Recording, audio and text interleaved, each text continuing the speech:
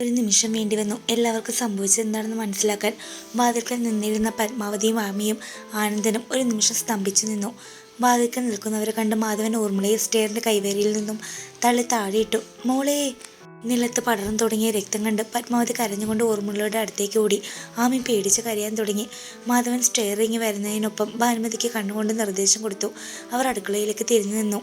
സ്റ്റെയറിങ്ങി താഴെ എത്തിയ മാധവന്റെ അടുത്തേക്ക് പാഞ്ഞു ചെന്ന് ആനന്ദൻ അവന്റെ കഴുത്തിന് കുത്തിപ്പിടിച്ചു. എന്താണ് നായി നീ ചെയ്തത്? ഞങ്ങളോട് തന്നെ വേണമായിരുന്നോടെ ഈ ചതി? സ്വന്തം മോനെ പോലെ നിന്നെ സ്നേഹിച്ചതിന് നീ ഇങ്ങനെ ഒരു ശിക്ഷ ഞങ്ങൾക്ക് തരണമായിരുന്നോ? എൻ്റെ മോളെ ഇല്ലാതാക്കിയിട്ട് നീ ഒന്നും സമാധാനത്തോടെ ജീവിക്കാമെന്ന് കരുതണ്ട. ഒന്നിനെയും ഈ ആനന്ദൻ വെറുതെ വിടില്ല. മാറ് കിളവ! മാധവൻ തൻ്റെ കഴുത്തിൽ പിടിച്ചിരുന്ന ആനന്ദൻ്റെ കൈകൾ കുടഞ്ഞെറിഞ്ഞു. താൻ എന്നെ കൂടുതൽ അങ്ങോട്ട് ഉണ്ടാക്കിക്കളയുമെന്ന് കരുതണ്ട. ഇന്നത്തോടെ ആനന്ദൻ്റെ കുടുംബവും എല്ലാവർക്കും ഒരു ഓർമ്മ മാത്രമാകും. നീ ഞങ്ങളെ കൊന്നാലും സുഖമായി ജീവിക്കുമെന്ന് കരുതണ്ട. എൻ്റെ മക്കൾ നിന്നെ ഒന്നും വെറുതെ വിടില്ല.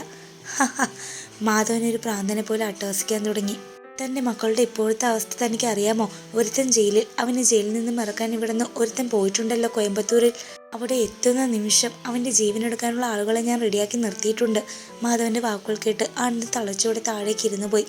മാധവൻ അയാൾക്കരിയിൽ മുട്ടുകുത്തിയിരുന്നു. കുറച്ച് മുമ്പുണ്ടായിരുന്ന ശൗര്യമെല്ലാം ഇത്ര പെട്ടെന്ന് കെട്ടടങ്ങിയോ?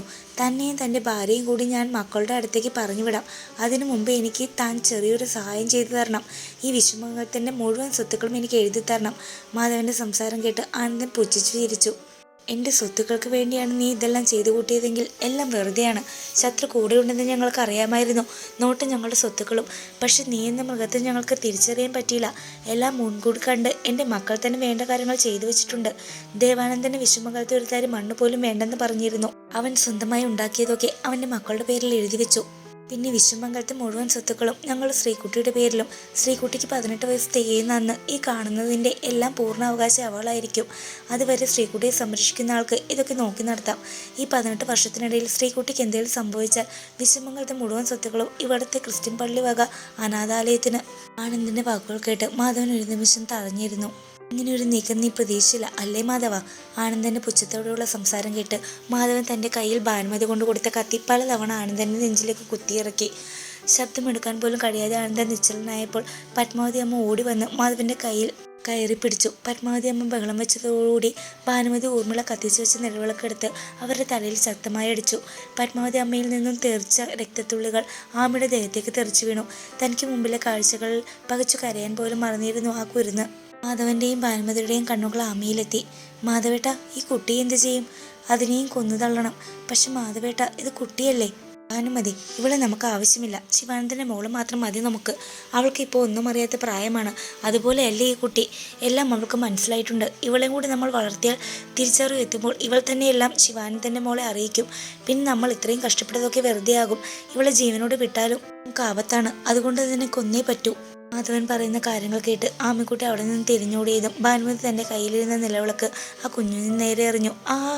ആമിക്കുട്ടി വേദന കൊണ്ട് താഴേക്ക് വീണതും മാധവൻ ഓടിച്ചെന്ന് ആമിക്കുട്ടിയെ വലിച്ചെടുത്ത് ഹാളിലേക്കിട്ട് മാധവൻ്റെ കയ്യിലെ കത്തി ആമിക്കുട്ടിയിലേക്ക് ആഴ്ന്നിറങ്ങി. ആമി മോളെ! വേദനയോടെയുള്ള ഊർമിളയുടെ കരച്ചിൽ കേട്ട് ഒരു നിമിഷം ഭാനുമതിയും മാധവനും ഞെട്ടി. ഞെട്ടൽ മാറി തൊട്ടടുത്ത നിമിഷം തന്നെ ഭാനുമതി നിലവിളക്കെടുത്ത് ഊർമിളയുടെ തലയിൽ ശക്തമായി അടിച്ചു. ഒരു മൂളലോടെ ഊർമിളയുടെ കണ്ണുകൾ അടഞ്ഞു. ഊർമി! കരഞ്ഞ് നിലവിളിച്ചുകൊണ്ട് ശിവാനന്ദൻ അകത്തേക്ക് വന്നതും ഭാനുമതി എന്ത് ചെയ്യണമെന്നറിയാതെ ആകെ പരിഭ്രമിച്ചു. ഊർമിളയുടെ നിശ്ചലമായ ശരീരം അടിയിലേക്ക് എടുത്തു വെച്ച് ശിവാനന്ദൻ അലറിക്കറിഞ്ഞു. പെട്ടെന്ന് തന്നെ ശിവാനന്ദൻ തിരിഞ്ഞു ഭാനുമതിയെ നോക്കി. ആദ്യമായി ശിവാനന്ദൻ്റെ മുഖത്ത് ദേഷ്യം കണ്ട് ഭാനുമതി ഭയന്നു പറിച്ചു. ശിവാനന്ദൻ്റെ കൈകൾ നിമിഷങ്ങൾക്കകം ഭാനുമതിക്ക് നേരെ ഉയർന്നു താഴ്ന്നു. ഭാനുമതിയെ ഭിത്തിയോട് ചേർത്ത് നിർത്തി ശിവാനന്ദൻ തൻ്റെ കൈകൾ അവരുടെ കഴുത്തിലമർത്തി. മുകളിലേക്ക് മറിയുന്ന അവരുടെ കണ്ണുകൾ കണ്ട് മാധവൻ ശിവാനന്ദൻ്റെ പിറകിൽ നിന്ന് കുത്തി. തിരിഞ്ഞ ശിവാനന്ദൻ നെഞ്ചിലും വയറിലുമായി മാധവൻ കത്തി കുത്തിയിറക്കി. മുകളിൽ നിന്ന് കുഞ്ഞിൻ്റെ കരച്ചിൽ കേട്ട് മാധവൻ ഭാനുമതിയോട് കുഞ്ഞിനെ എടുക്കാൻ പറഞ്ഞു. മാധവൻ്റെ കണ്ണുകൾ ജീവനറ്റ ഊർമിളയുടെ ശരീരത്തിൽ കൊതിയോടെ അലഞ്ഞു നടന്നു. ഊർമിളയുടെ അടങ്ങാത്ത ആഗ്രഹത്താൽ ജീവനറ്റ അവളുടെ ശരീരത്തിലേക്ക് പടർന്നു കയറി. ആർക്കും സംശയത്തിന് ഇട കൊടുക്കാതെ ശവശരീരങ്ങൾ മറവ് ചെയ്തു. അവരുടെ തിരോധാനത്തിലുണ്ടായ അന്വേഷണം മാധവൻ ക്യാഷ് കൊടുത്ത് ഒതുക്കി തീർത്തു. നാട്ടുകാർ പലരും ഓരോന്നായി പറഞ്ഞു തുടങ്ങിയിരുന്നു. അതുകൊണ്ട് തന്നെ ശ്രീകുട്ടിയെ ആ നാട്ടിൽ നിന്ന് മനഃപൂർവ്വം മാറ്റി നിർത്തി പഠിപ്പിച്ചു. വീട്ടിലുണ്ടെങ്കിലും ആരുമായി ഇടപെടാൻ അനുവദിച്ചില്ല. 12 വർഷത്തെ ശിക്ഷ കഴിഞ്ഞിറങ്ങിയ ദേവാനന്ദൻ സത്യങ്ങൾ മനസ്സിലാക്കി ശ്രീകുട്ടിയെ അന്വേഷിച്ചെത്തി. അവിടെയും മാധവൻ തൻ്റെ ആൾബലവും പണവും ഉപയോഗിച്ച് അവരെ ഭയപ്പെടുത്തി. ബാക്കിയായ ഏക മകളുടെ ജീവൻ വെച്ച് ഭീഷണിപ്പെടുത്തിയപ്പോൾ ദേവാനന്ദൻ തിരികെ കോയമ്പത്തൂരിലേക്ക് മടങ്ങി. എങ്കിലും ശ്രീകുട്ടിക്ക് വേണ്ടിയുള്ള അന്വേഷണം തുടർന്നുകൊണ്ടിരുന്നു. വർഷങ്ങൾക്ക് ശേഷം വീണ്ടും ദേവാനന്ദൻ ശ്രീകുട്ടിയെ തേടി എത്തിയ അന്നാണ് അവൾ സത്യങ്ങൾ മനസ്സിലാക്കി അവിടെ നിന്ന് രക്ഷപ്പെട്ടത്. ഇച്ചായ, മാധവൻ പറഞ്ഞു നിർത്തിയതും മരിയ റിച്ചിയുടെ നെഞ്ചിൽ വീണ് പൊട്ടിക്കരഞ്ഞു. റിച്ചി മരിയെ കൂടുതൽ തന്നോട് ചേർത്ത് പിടിച്ച് കണ്ണിലിരുന്ന കണ്ണുകളോടെ റിച്ചിയുടെ നോട്ടം മാധവനും ഭാനുമതിക്ക് നേരെ എത്തി. റിച്ചിയുടെ ഷർട്ട് നനയ്ക്കുന്ന മരിയുടെ കണ്ണുനീർ അവനെ ചുട്ടുപൊളിച്ചു. ദേവാനന്ദന്റെയും ഗീതയുടെയും മല്ലുവിന്റെയും കണ്ണുകൾ നിറഞ്ഞൊഴുകി. ഗീതയും മല്ലുവും ദേവാനന്ദന്റെ നെഞ്ചിലേക്ക് ചാഞ്ഞു. അവരുടെ സങ്കടങ്ങൾ പെയ്തു തീർന്നു. ദേവാനന്ദനും അവരെ പൊതിഞ്ഞു പിടിച്ചു. പിന്നെ എല്ലാവരെയും വേദനയോടെ നോക്കി നിന്നു. മാധവനെയും ഭാനുമതിയെയും നോക്കുന്തോറും ബെന്നിയുടെ കണ്ണുകളും രക്തവർണ്ണമായി. എല്ലാവരുടെയും തേങ്ങലുകൾ അവിടെ ഉയർന്നു കേട്ടു. മരിയ റിച്ചിയെ തന്റെ നെഞ്ചിൽ നിന്നും അകറ്റി മാറ്റി അവളുടെ മുഖം കൈക്കൊമ്പിളിലാക്കി. ഇറുകിയിറങ്ങിയ കണ്ണുനീർ റിച്ചി തന്റെ പെരുവിരലിനാൽ തുടച്ചു നീക്കി. ഇച്ചായ, എൻ്റെ അച്ഛനും അമ്മയും. മരിയ വീണ്ടും പൊട്ടിക്കരച്ചിലൂടെ റിച്ചിയുടെ നെഞ്ചിൽ അഭയം പ്രാപിച്ചു. റിച്ചി മരിയെ തന്നോട് ചേർത്ത് നിർത്തി അവളുടെ തലയിൽ തലോടിക്കൊണ്ടിരുന്നു. മരിയ കൊച്ചെ, മതി കരഞ്ഞത്. നിന്റെ കണ്ണുനീര് ഇച്ചാന് സഹിക്കാൻ പറ്റുന്നില്ലടാ. റിച്ചി പറഞ്ഞതും മരിയ മുഖമുയർത്തി റിച്ചിയെ നോക്കി. ഒരു തെറ്റും ചെയ്യാത്ത നിന്റെ കുടുംബത്തെ മുഴുവൻ ഒരു രാത്രി കൊണ്ട് സ്വത്തിനു വേണ്ടി ഇല്ലാതാക്കിയ ഈ മക്കളെ എന്താ ചെയ്യേണ്ടത്? നീ പറയുന്ന പോലെ ആയിരിക്കും മരിയ റിച്ചി ഇവർക്ക് വിധിക്കുന്ന ശിക്ഷ. മരിയ റിച്ചിൽ നിന്ന് മുഖം മരിച്ച് മാധവനെയും ഭാനുമതിയെയും നോക്കി. മിനിറ്റുകൾക്കകം കണ്ണുനീർ വറ്റി. അവിടെ ദേഷ്യം ഏറിച്ചു കയറി. തനിക്കൊന്നും ഓർത്തെടുക്കാൻ പോലുമില്ലാത്ത തൻ്റെ അച്ഛൻ്റെയും അമ്മയുടെയും മരണം മുത്തശ്ശൻ, മുത്തശ്ശി, ചേച്ചി ആരെയും കണ്ട് ഓർമ്മ പോലുമില്ല. മരിയ ദേവാനന്ദൻ്റെ മുഖത്തേക്കൊന്ന് നോക്കി. തനിക്ക് ആകെയുള്ള രക്തബന്ധം ആ മനുഷ്യനെ പോലും തന്നിൽ എത്താൻ അനുവദിക്കാതെ ബാക്കിയായ അവരുടെ മകളെ വെച്ച് ഭീഷണിപ്പെടുത്തി.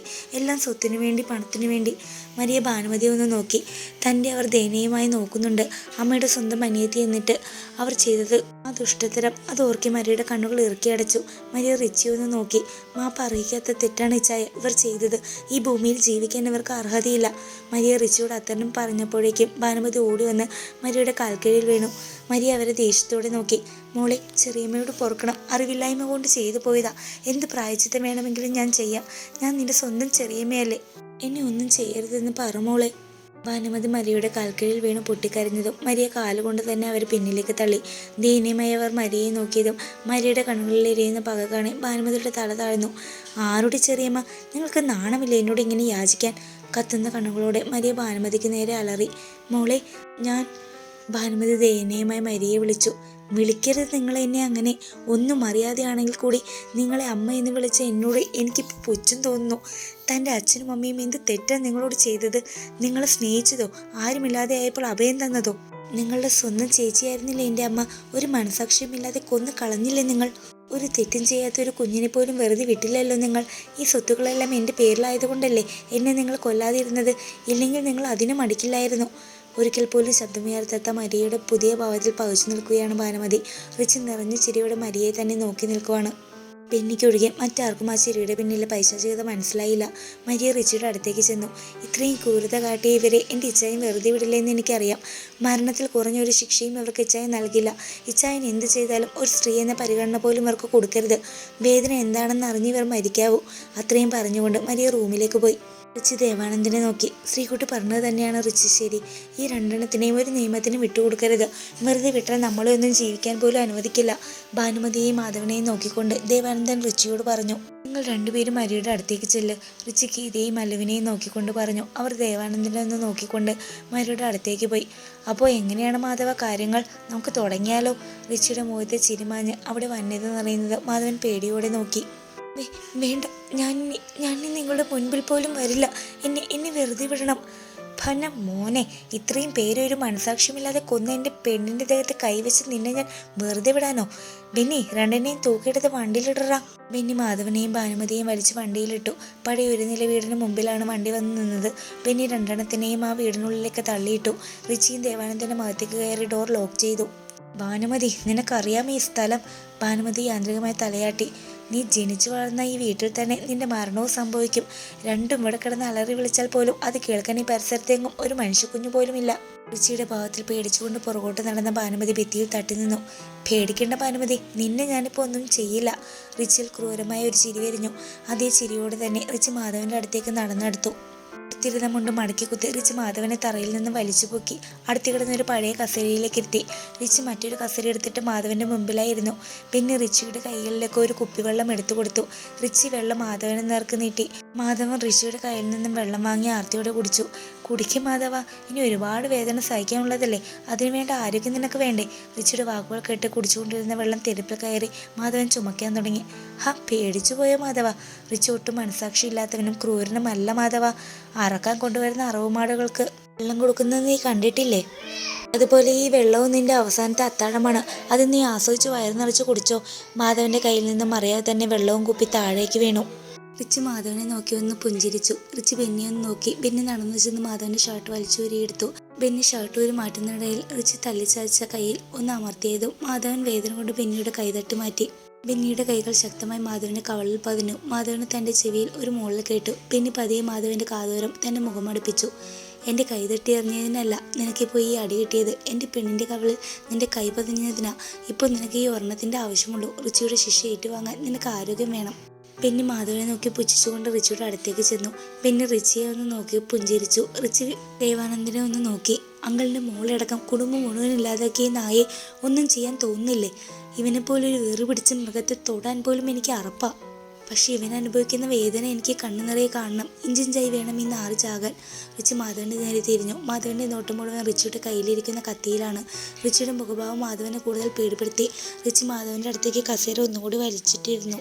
ഇപ്പോഴേ ഇങ്ങനെ പേടിച്ചാൽ എങ്ങനെയാണ് മാധവ? ഞാൻ തുടങ്ങാൻ പോകുന്നതിലുള്ളൂ പറയുമെന്നതിനോടൊപ്പം റിച്ചിയുടെ കയ്യിലിരുന്ന കത്തി മാധവന്റെ നെറ്റിയിൽ കൂടി ചലിപ്പിച്ചുകൊണ്ട് മൂക്കിൽ എത്തി നിന്നു. ചെറിയൊരു വേദനയോടെ മാധവൻ അലറി. ഇത്ര ചെറിയ വേദന പോലും നിനക്ക് സഹിക്കാൻ വയ്യേ മാധവ?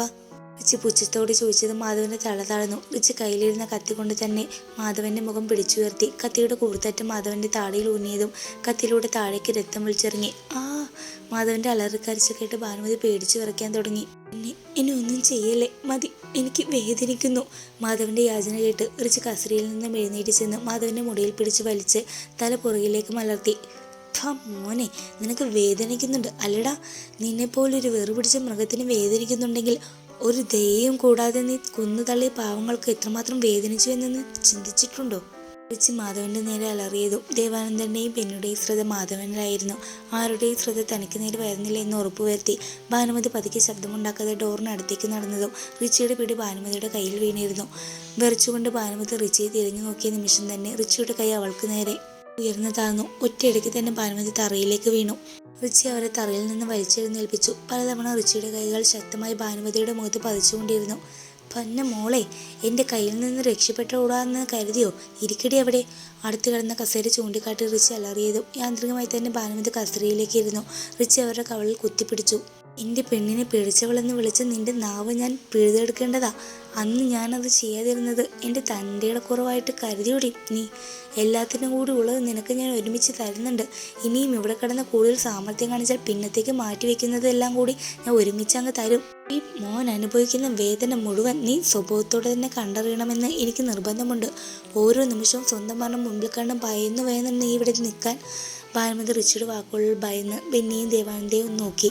അവരിലും ദയയുടെ ഒരു കണിക പോലും കാണാനില്ല. റിച്ചി ക്രൂരമായ ചിരിയോടെ മാധവന്റെ അടുത്തേക്ക് ചെന്നു. തനിക്കിനി രക്ഷയില്ലെന്ന് മാധവന് മനസ്സിലായി. മാധവന്റെ മുഖത്തെ ഭയം കണ്ട് റിച്ചി അയാളെ ഒന്ന് നോക്കി പുച്ഛിച്ചു. എന്താണ് മാധവ, നിനക്ക് ഭയമുണ്ടോ? ചോദിക്കുന്നതിനോടൊപ്പം റിച്ചിയുടെ കയ്യിലെ കത്തി മാധവന്റെ ശരീരത്തിൽ നേരത്തെ വരഞ്ഞ മുറിവിൽ കൂടി ഒഴുകി നടന്നു. കുറച്ചുകൂടി ശക്തമായി മുറിവിൽ നിന്ന് രക്തമൊഴുകി തുടങ്ങി. വേദനയോടെ മാധവൻ അലറിക്കരഞ്ഞു. മാധവന്റെ വേദനയോടുള്ള കരച്ചിൽ കേൾക്കുന്തോറും റിച്ചിയുടെ മുഖം വന്യമായി തിളങ്ങിക്കൊണ്ടിരുന്നു. റിച്ചി മാധവന്റെ അടുത്തേക്ക് കസേര വലിച്ചിട്ടിരുന്നു. റിച്ചി ബെന്നിയെ ഒന്ന് നോക്കി. അർത്ഥം മനസ്സിലായതുപോലെ ബെന്നി മാധവന്റെ കൈകൾ കസേരയിൽ കൂട്ടിക്കെട്ടി. തന്റെ ബലം മുഴുവൻ പ്രയോഗിച്ചാണ് ബെന്നി മാധവന്റെ ഓരോ കൈകളും പിടിക്കുന്നത്. മാധവൻ കുതിർന്നതനുസരിച്ച് ബെന്നിയുടെ കൈകൾ അയാളുടെ ദേഹത്തെ ശക്തമായി പതിഞ്ഞുകൊണ്ടിരുന്നു.